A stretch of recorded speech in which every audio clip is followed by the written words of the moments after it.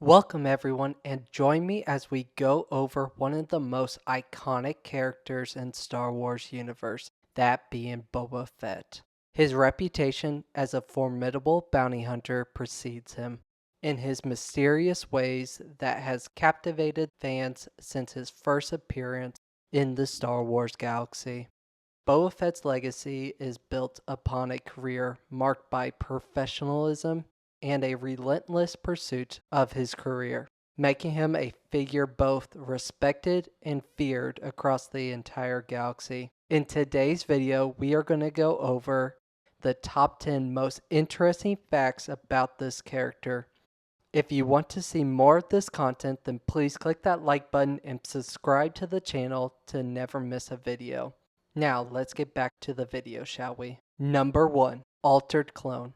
In the years around 33 BBY, the Clone Army was secretly commissioned by the Republic. Darth Plagueis manipulated Jedi Master Sifo Dyas, who believed it would be necessary to create an army of the Republic as war was coming. Boba Fett's father, Jango Fett, was the genetic template for the clone army. However, Jango had one request, that with the creation of the clone army, he wanted one clone to be genetic modified, such as behavioral conditioning and growth acceleration, as this clone would soon be called Boba.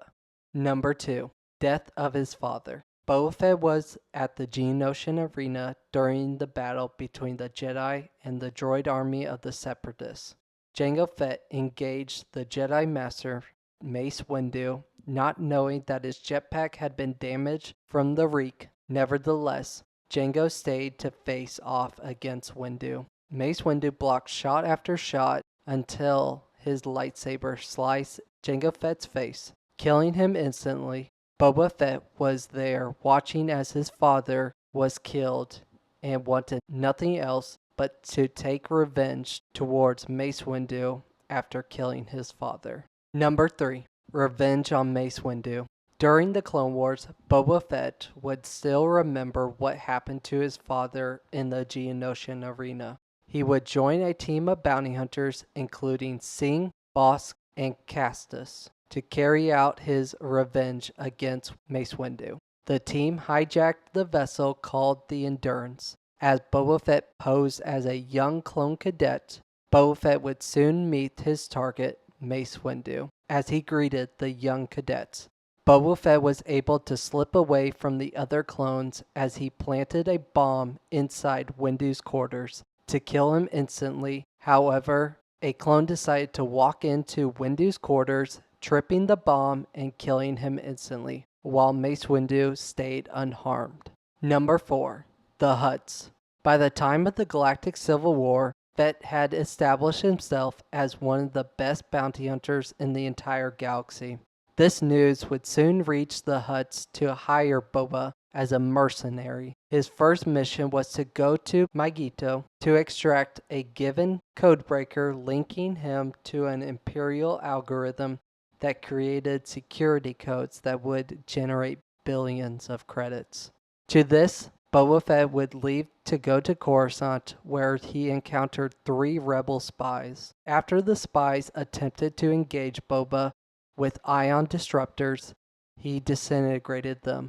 This angered Darth Vader, who refused to pay the bounty hunter after the bodies were killed. This is why, in Empire Strikes Back, when Vader is speaking with the bounty hunters to capture the Millennium Falcon, Darth Vader points to Boba Fett, saying no disintegration. Number 5. Cad Bane vs. Boba Fett. In a deleted scene from the Clone Wars, we were supposed to see the first matchup between Cad Bane and Boba Fett. Cad Bane was supposed to tell stories about Jango Fett to Boba, and this would lead Boba to put on his iconic armor for the very first time. We still do not know the entire storyline of what truly happened between these two characters. However, a standoff had begun, leading Cad Bane to shoot at Boba Fett, leaving the mark on his helmet that we see in the original trilogy. Number 6. Boba Fett's voice. We know that Darth Vader hired Boba Fett because he was one of the best bounty hunters in the galaxy. However, I have another speculation on why Vader might have liked Boba Fett more than some of the other bounty hunters in the galaxy. That being his iconic voice. I think that Darth Vader liked hearing Boba Fett's voice because it reminded him of Captain Rex, Anakin's right-hand man throughout the Clone Wars. No matter how much Vader tried to forget about his past as Anakin Skywalker, of the conflict within him, of seeing his son and hearing a voice that sounded so familiar made Vader have a hard time forgetting about his past life as Anakin Skywalker. This is just a speculation, but let me know in the comments down below whether you agree or disagree with this theory. Number 7. Weapons. Boba Fett's armor had many different attachments that made it hard for anyone to beat Boba Fett in combat. With many different kinds of rockets and jetpack made it difficult for anyone to really get the upper hand on him. His most famous rifle being the EE-3 rifle that we see him carry in the original trilogy was excellent at both close range and long range. Number 8. Big antagonists for Return of the Jedi. The original idea for Return of the Jedi was for the main antagonist not to be Vader or the Emperor, but for it to be Boba Fett. When George Lucas was making the original trilogy in the 70s and 80s, he wanted Luke's second confrontation with Vader to be a part of his planned follow-up trilogy after Return of the Jedi. You can see hints of this what-if storyline if George Lucas was able to make his sequel trilogy that he always wanted to make, or if Disney wanted to continue his story, as it would be Boba Fett who took Han Solo to Jabba's palace. This would lead Luke, Leia, and Chewie to fight Boba Fett, Jabba, and the rest of the crime syndicates to be able to save Han. Number 9. Surviving the Sarlacc pit. In the Return of the Jedi, we see the staff that Han is using to save Lando is actually the weapon that causes his jetpack to malfunction, similar to what happened to his father in the Geonosian arena. This caused Boba Fett to fall into the Sarlacc pit, where we wondered if he had survived. It wasn't until we finally see his return in The Mandalorian Season 2, helping Din Djarin and Fennec Shand fight off Moff Gideon's stormtroopers trying to take the child. Number 10. Trained by the Sand People. After surviving the Sarlacc pit, Boba Fett would be on a journey to find whoever took his armor. Boba Fett would soon get captured by the Tusken Raider tribe. Boba would learn from a female Tusken Raider on how to live in the desert.